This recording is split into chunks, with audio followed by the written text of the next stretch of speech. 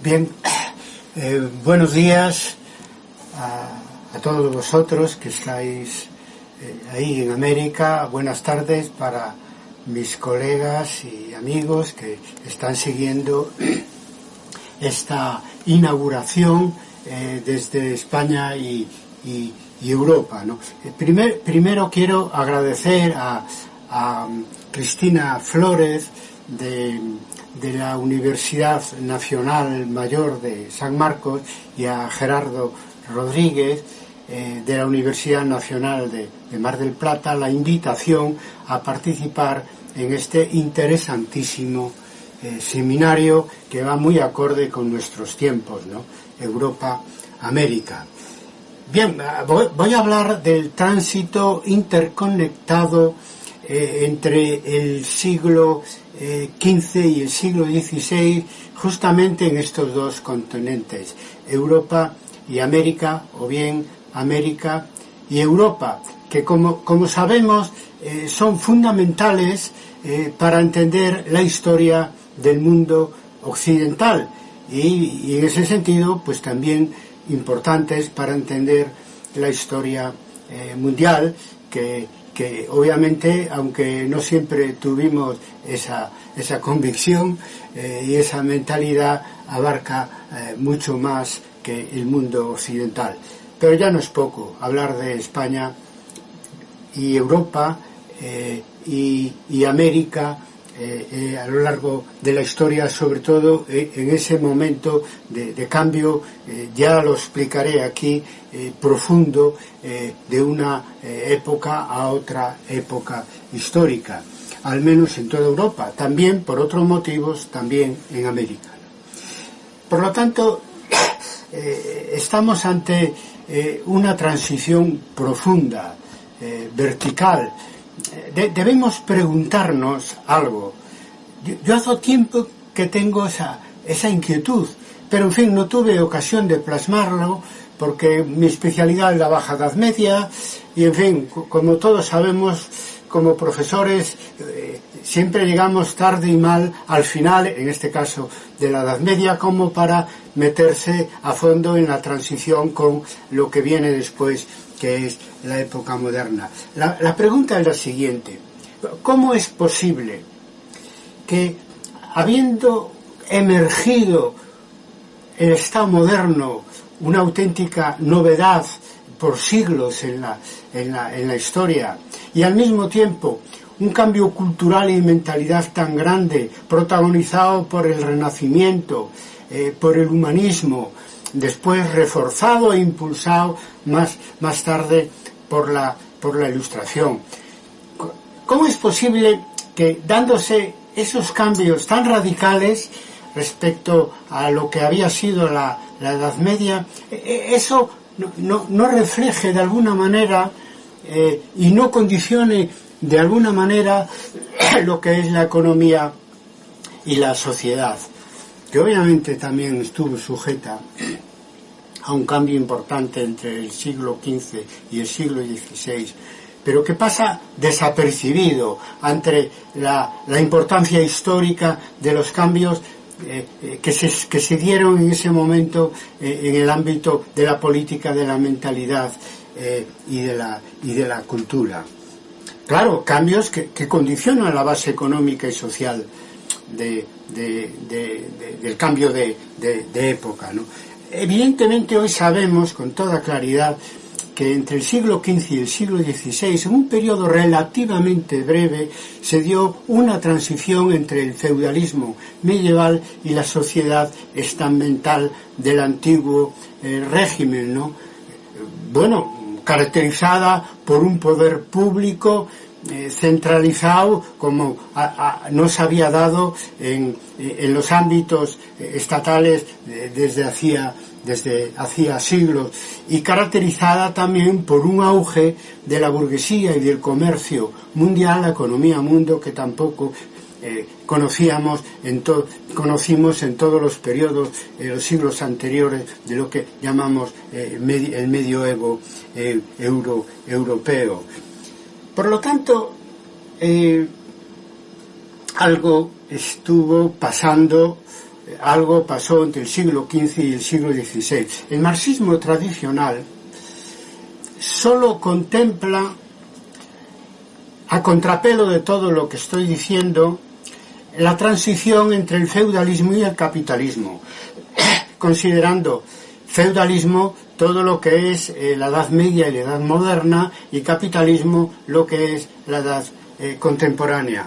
Pero estamos en condiciones de afirmar que la investigación histórica ha demostrado que entre el siglo XV y el siglo XVI, es decir, entre la Edad Media y la Edad Moderna, se produce un corte radical e integral entre ese feudalismo propiamente dicho, que ahora ya sabemos que estuvo vigente la parte final de manera crítica entre el siglo XI y el siglo XV, y por otro lado esa edad moderna que abarca el siglo XVI, XVII y XVIII, y que ahora ya sabemos, como consecuencia no tanto de una teoría previa, sino de la investigación empírica, que está caracterizada la época moderna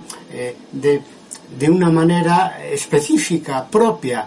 Como se decía, hablábamos del marxismo hace poco, es que realmente el antiguo régimen supone hablar de una formación social específica, propia, caracterizada por la combinación de varios modos de producción que se mezclan de una manera armoniosa que dura varios siglos. Me refiero a la forma de producir feudal y con sus relaciones sociales, a la forma de producir y de hacer intercambios del capitalismo comercial que se desarrollan durante el antiguo régimen, y por último naturalmente lo que podíamos llamar forma de producción estatal, porque el peso del Estado en la economía, incluso en la economía vinculada con la tierra, es mucho más grande de lo que lo fue durante la época medieval, y de hecho las jurisdicciones de vasallos en el antiguo régimen,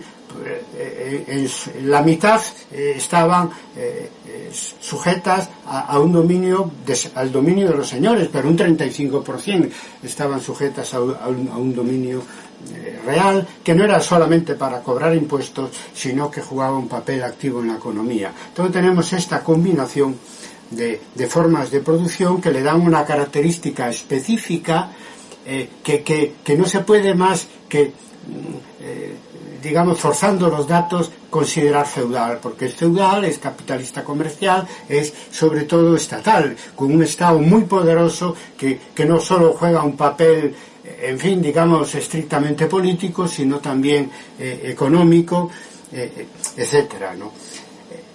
Entonces, claro, estamos acostumbrados, así se nos formó como historiadores, a dividir la sucesión de las épocas históricas por edades, ¿no? Edad antigua, edad media, edad moderna, edad contemporánea, siempre una clasificación, digamos, evenemencial, ¿no? Es decir, muy vinculada a fechas y acontecimientos, ¿no? Pero es que estos acontecimientos que sirven con sus fechas para separar unas edades de otras, reflejan cambios profundos, al menos entre la Edad Media y la Edad moderna, ¿no? Por lo tanto, para guiarnos y ordenar y clasificar los periodos históricos, no debemos fijarnos tanto en las fechas, que son útiles porque reflejan cambios de fondo, sino pensar que eso que llamamos transición entre el siglo XV y el siglo XVI, en realidad es el paso de un sistema económico, social, político y cultural y mental a otro. Y de eso tuvieron plena conciencia, tuvieron clara conciencia, diría yo, más o menos, porque al tratarse de los contemporáneos, ¿no? la falta de distancia pues distorsiona. Pero es obvio que entre la Edad Media y la Edad Moderna, los contemporáneos, y las fuentes están ahí, tenían conciencia de que el mundo estaba cambiando, y eso es así tanto en Europa como en América. De hecho, en Europa surge el término Edad Media en el siglo XVI con un humanismo para tratar de entender lo que era el periodo anterior a lo que estaba sucediendo entre finales del siglo XV y principios del siglo XVI. Gerardo creo que va a intervenir también hoy en este seminario con una conferencia hablando de esas mentalidades que chocaron en el año 1492. Había conciencia de que el mundo estaba cambiando de una manera clara. Claro, hoy vemos con naturalidad que para estudiar a la Baja Edad Media hay que hacerlo, para estudiar de una manera cabal la Baja Edad Media hay que hacerlo conjuntamente con la Alta Edad Moderna. Y que además hay que estudiarlo desde el punto de vista simultáneamente de la geografía y la historia. Es decir, que el espacio y el tiempo son inseparables cuando estamos hablando en general de la historia, pero muy en particular cuando estamos hablando de momentos históricos donde la historia se acelera, porque entre el siglo XV y el siglo XVI no se puede entender lo que está pasando en ese mundo occidental al que hacía referencia al principio. No se puede entender lo que está pasando en Europa y América sin considerar el ámbito global y las relaciones entre ambos componentes, sabiendo que nos enfrentamos a un proceso, por un lado continuo, cronológicamente no cabe duda, y por otro lado discontinuo, porque es un momento de rupturas. Ahí está justamente la sabiduría que tenemos que extraer de nuestras fuentes y de nuestras interpretaciones historiográficas para entender lo que continúa y lo que cambia. Porque entre el siglo XV y el siglo XVI, entre la Edad Media y la Edad Moderna, es más lo que cambia, naturalmente, que lo que continúa. Pero las continuidades no son de menor importancia, ¿no? Si comparamos la transición entre la Edad Media y la Edad Moderna en Europa y en América Latina, o en América en general, para decirlo para abarcar la parte que no fue colonizada por España y por Portugal, pues debemos tener claro que nos enfrentamos a una gran paradoja. Y volvemos a una contradicción a la que hice referencia al principio, es decir, cuando nos preguntábamos qué pasa, cómo podía cambiar tanto la superestructura de la sociedad sin que cambiara la base económico-social, etc. Pues ahora lo mismo, pero de otra manera lo voy a decir.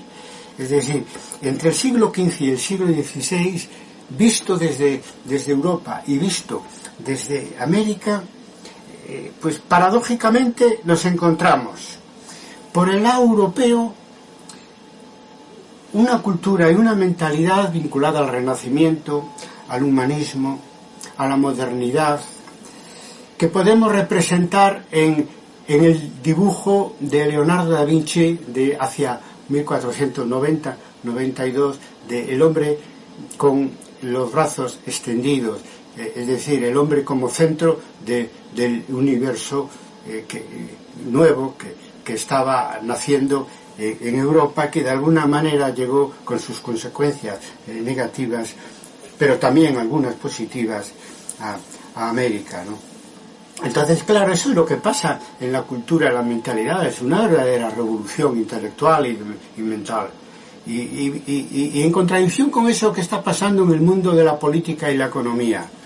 Pues bueno, visto esto ya desde América, porque naturalmente desde España y Europa no se veía igual, pues, pero el historiador tiene que verlo desde las dos orillas, si queremos reflejar la historia de una manera lo más aproximada y seria posible, con sus propias contradicciones. Pues muy bien, mientras aquí en el ámbito de la cultura y de las mentalidades éramos humanistas, modernos, y buscábamos el renacimiento de la cultura antigua, pues se dio lugar en América Latina la conquista y la colonización, el imperio y el saqueo de las riquezas naturales y de otro tipo del mundo americano. Para explicar esta paradoja hay que acudir a la historia. Solo se puede entender si nos atenemos a los hechos históricos y a una interpretación que debemos interpretar de una manera global, dialéctica. Yo alertaría de no caer en los errores de algunos, colegas, filósofos mexicanos que están intentando convencernos de que modernidad y colonialidad es lo mismo. No, pero es un error conceptual, evidentemente, y es un error histórico, no solo desde el punto de vista de la historia intelectual, sino también desde el punto de vista de la historia en general. No es así en absoluto. La historia es la que nos puede dar la clave de esa contradicción tan espectacular que se da en el tránsito de la Edad Media a la Edad Moderna, donde por un lado sentimiento de felicidad y descubrimiento de la cultura clásica y del humanismo, y por otro lado, ya lo dije, conquista y colonización, imperio y saqueo, ¿no? Por ejemplo, lo que nos puede ayudar la historia. Por ejemplo, en España, en el siglo XV, a finales del siglo XV, vemos una sociedad y un Estado preparándose para lo que vino después. Y no se entiende lo que hizo España en América en el siglo XVI sin estudiar cómo evolucionó la sociedad y el poder político en España a finales del siglo XV. Por poner unos ejemplos, el deterioro y la decadencia del modelo caballeresco, que con sus peculiaridades, muy medievales, nada moderna, pero que intentaba corresponder con valores de justicia y a la manera caballeresca, como todos sabemos. Eso entra en barrena, diríamos, en declive, y los caballeros, como decían nuestros rebeldes irmandiños en Galicia, eran vistos como los malhechores del reino. Se empieza a perseguir de una manera violenta por parte del Estado, pero también de sectores populares, las minorías religiosas, sobre todo los judíos. Y sobre todo tenemos el auge de la Inquisición en España. Hay que decir que no tanto para el resto de Europa, pero en España, y con toda la trascendencia que esto tiene para América Latina, la Inquisición es ante todo un fenómeno moderno, donde se empieza a dar con fuerza bien a finales de la Edad Media en España y sobre todo a lo largo de toda la Edad Moderna. Es decir, ya vamos entendiendo esos cambios que nos llevan a esa paradoja, a explicar esa paradoja de humanismo por un lado, colonización por otra. Porque el Estado moderno, que nace con el aplauso popular, diríamos, a finales del siglo XV, a través de la ejecutoria de los reyes católicos y posteriormente, ¿no? Pues va evolucionando de una manera relativamente rápida, si entendemos lo que fue la Edad Media, que duró, en un punto de vista cronológico, 1000 años, menos desde el punto de vista del feudalismo pleno. Porque el Estado moderno evoluciona de una manera bastante rápida hacia el Estado leviatán, hacia el Estado absoluto en el siglo XVIII. Volveremos sobre ese tema.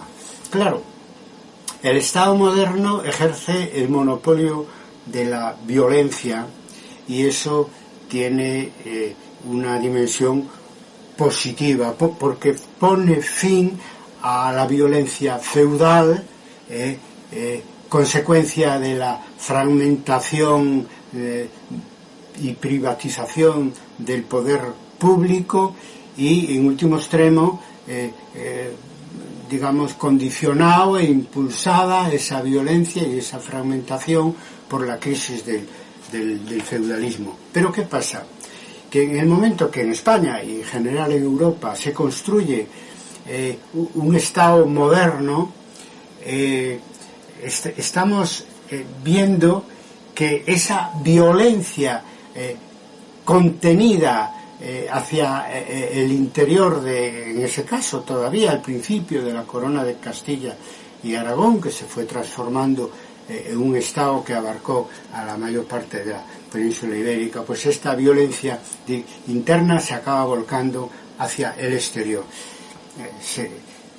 mediante la creación de colonias y de imperios, cuyos beneficios, el beneficio de la colonización, al mismo tiempo genera un desarrollo desigual en la metrópoli, es decir, que los beneficios de la colonización, concretamente en España, se reparten de manera desigual.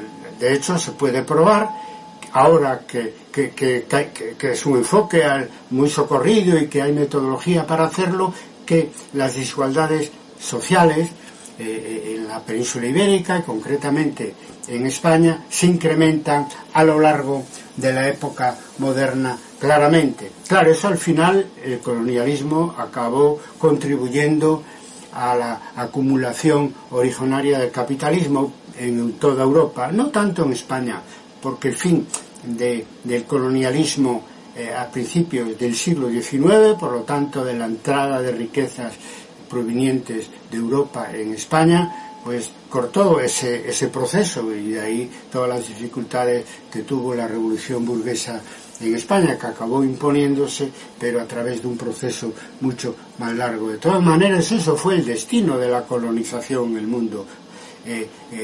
mundo europeo, y es favorecer lo que sería ya en la época contemporánea la formación del capitalismo, ¿no?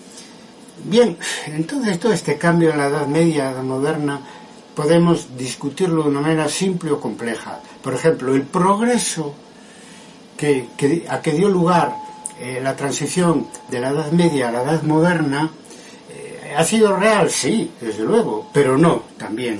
Y no sobra insistir en la parte que no fue de progreso, sino incluso de retroceso para sectores sociales y países, y hipotecando en algunos casos el futuro de algunos de esos países, concretamente en América Latina. Bueno, ya dijimos, pero también en España, ya dijimos que en el antiguo régimen pues se producen fenómenos claramente negativos, como la Inquisición, la desigualdad social, coincidentes con el proceso de colonización de América en el tiempo y vinculados unas cosas con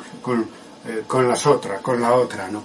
También se genera una gran conflictividad por los tributos reales que se disparan, etcétera.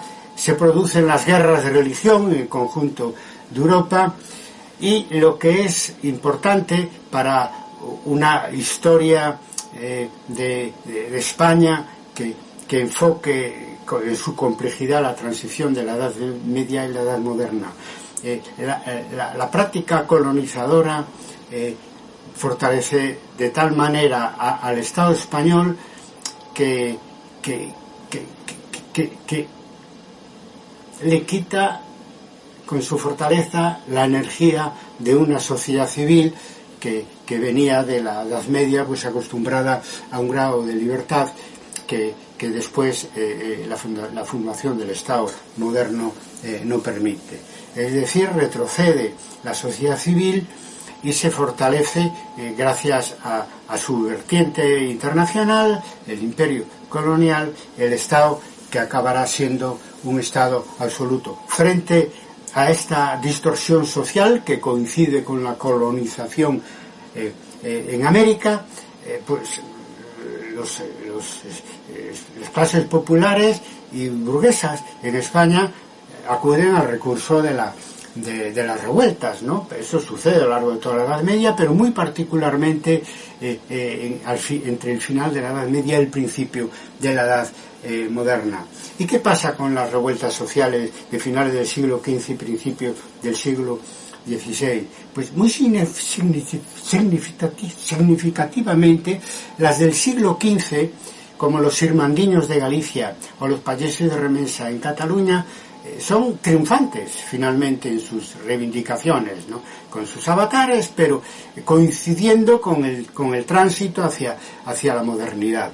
Sin embargo, las dos grandes revueltas que se dieron en lo que antes había sido la Corona de Castilla y Aragón fueron derrotadas por un Estado que al transformarse en un Estado colonial se había reforzado enormemente con Carlos V, ¿no? Me refiero a los comuneros de Castilla y a las germanías de Valencia. Esto es muy significativo porque nos ayuda a entender la historia paralela entre por un lado la América colonial y por otro lado la metrópoli europea, en este caso la metrópoli española, donde no todos los grupos y clases sociales pues se benefician o están de acuerdo, pero sobre todo lo más importante, se beneficia de esa colonización, ¿no?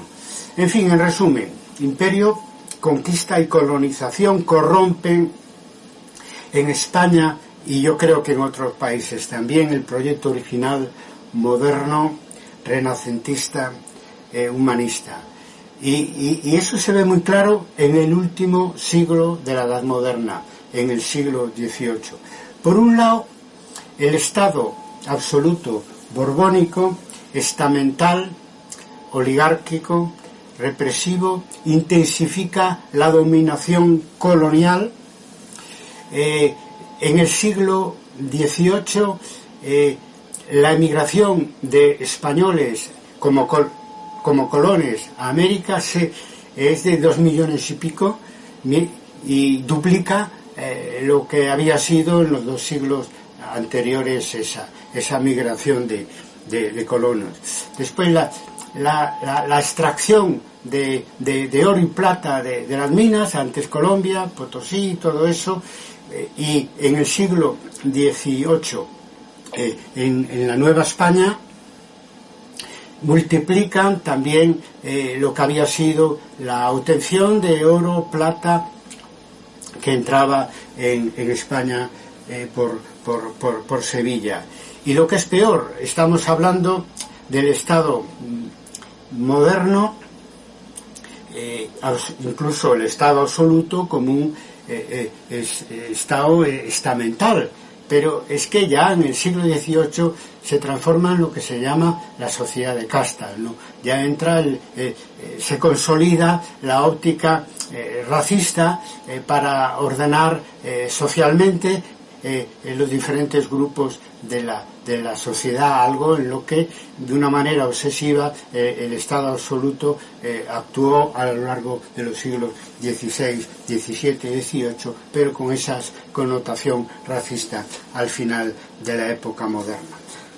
Por un lado, este Estado absoluto reforzado y esa dominación colonial reforzada, pero por el otro también en España nos beneficiamos de la influencia de la Ilustración francesa. La Ilustración española retoma el discurso del humanismo del siglo XVI, el discurso racionalista del siglo XVII, tiene cierta influencia en los ámbitos de la monarquía, pero se trata de una ilustración muy peculiar, porque es una ilustración, diríamos, moderada, reformista, monárquica, que fracasa con el fracaso de Carlos III, pues en el momento en que estallan las revueltas por la independencia finalmente en América, y donde se veía, donde estalla pues de una manera, en fin, espectacular al final de la Edad Moderna, esta paradoja a la que hacíamos referencia, una España, digamos, humanista e ilustrada, por un lado, y la práctica de la colonización que termina con las independencias a principios del siglo XIX de lo que serían los países latinoamericanos independientes, que se nutren de la Ilustración, de la Revolución Francesa y del liberalismo, porque el fracaso de la Ilustración, del despotismo ilustrado en España, deja el terreno libre al liberalismo revolucionario que estaba actuando en el conjunto de Europa y también España con mucha fuerza a partir de la Revolución Francesa. Por lo tanto, la Ilustración, la Revolución Francesa, el liberalismo nutren esas revueltas exitosas por la independencia en América, y entonces se produce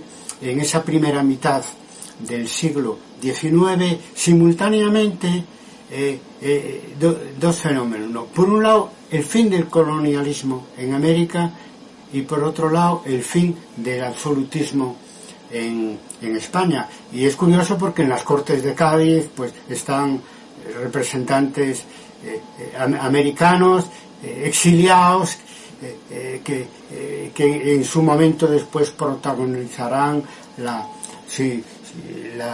independencias en sus países respectivos.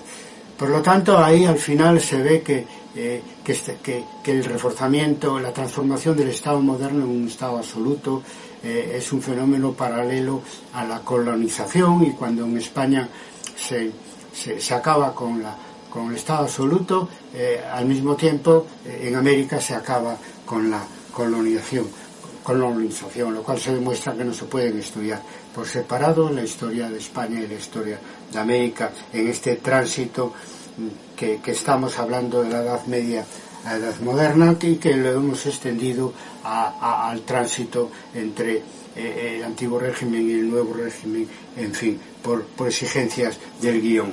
Bueno, termino. Como veis, intentamos practicar una historia mundial como historia global, dialéctica, interrelacionada. Según el tiempo y el lugar, tenemos puntos de vista distintos aquí y allí. En Historia de Debate venimos desde hace casi 3 décadas practicando una alianza de historiografías críticas y autocríticas a los dos lados del océano Atlántico. Y nada más. Es tarea del historiador global ser empático, y no es fácil para el historiador español ser empático con las vicisitudes, algunas queridas y otras no queridas, de la historia latinoamericana. Tenemos que practicar empatía y síntesis para ver la historia desde las dos orillas, sobre todo en momentos de cambio como es este, de transición entre el siglo XV y el siglo XVI. Siempre poniendo por delante los grandes valores. Los que nos seguís y sabéis lo que es Historia de Debate, sabéis que nosotros la historia la hacemos desde el presente, y tenemos que, sin por eso tratar de dejar de entender lo que pudo pasar en otros periodos históricos, pero obviamente no podemos dejar de valorar desde el punto de vista del siglo XXI, en donde estamos viviendo una fructífera universalización de valores, decir lo siguiente: yo echo de menos que el Estado español, después de 500 años, y más concretamente después de estos 40 últimos años de Estado democrático en España, no escuche y desatienda e ignore la voz del Papa Francisco cuando dice dirigiéndose al gobierno mexicano, que hay que reconocer los errores cometidos en el pasado, refiriéndose con toda explicitud a la conquista y a la colonización de América. Que así sea y lo veamos. Muchas gracias.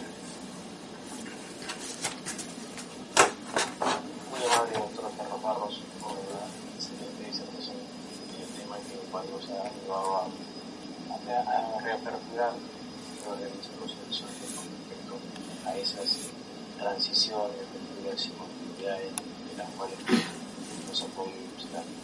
A continuación, una pregunta, si es que se me permite, doctor. Hay una pregunta, la voy a dictar. La llamada revolución comunera en Castilla influyó luego en las políticas hacia las Indias. Perdón, me estás preguntando sobre la revolución. Es que le subí la voz a mis altavoces, pero produce... me estás preguntando sobre los comuneros de Castilla, ¿no? Tengo que bajarla. ¿Y cuál es la pregunta exactamente? Perdona, Carlos.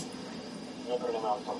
La llamada revolución comunera en Castilla influyó luego en las políticas hacia las Indias. Bueno, yo no me atrevería a decirlo. Desde luego, la derrota y la ejecución de los líderes comuneros ha fortalecido, digamos, el consenso al que podía aspirar Carlos V para seguir con la colonización de América, que estaba en sus inicios. Yo pienso que fuera cual fuera la intención de los comuneros, el resultado final fortaleció al imperio. Para mí no tiene duda, ¿no?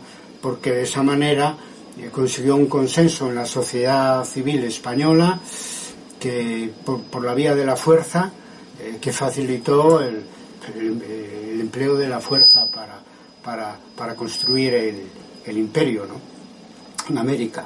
Eso es pensando sobre la marcha, ¿no? Eso es la explicación. ¿Qué hubiera pasado si se hubiera llegado a algún acuerdo entre los comuneros y el Estado español de aquel momento? Eso hubiera afectado positivamente en todo lo relativo a la colonización, pues probablemente. Pero de todas maneras es difícil saberlo. La historia fue como fue.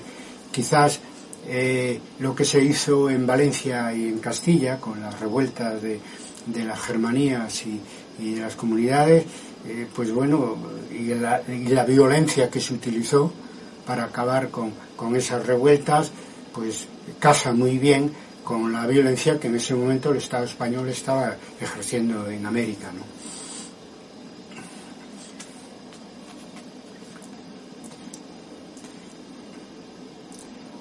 Muchas gracias, doctor Barros, por darle paciencia con nosotros y también por el desarrollo de la actividad de hoy.